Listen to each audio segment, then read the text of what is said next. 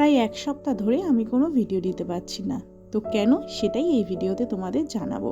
তো hello everyone, আমি দিয়া চলে এসেছি নতুন একটি ভিডিও নিয়ে। তো এখানে সকাল সকাল রেডি হয়ে চলে এসেছি কল্যাণী স্টেশনে।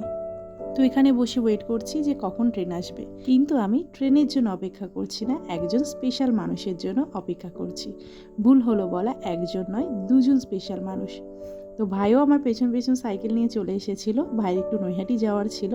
তো এখানে দেখো ও উঠে গেছে, এবার ও তো ক্যামেরার সামনে আসতে চায় না। তো এখানে অপেক্ষার অবসান ঘটলো আর আমাদেরও ট্রেনটা চলে আসলো স্টেশনে।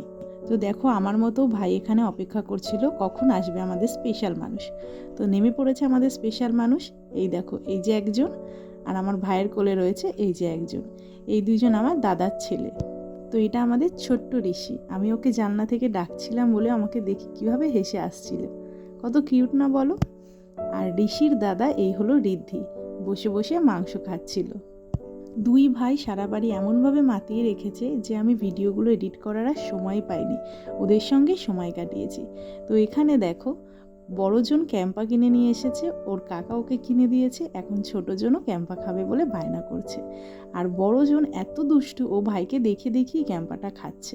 তো ওরাও দুষ্টুমি করতে থাকুক। ভিডিওটি এই পর্যন্তই। ভালো লাগলে অবশ্যই একটি লাইক কমেন্ট করে পাশে থাকবেন।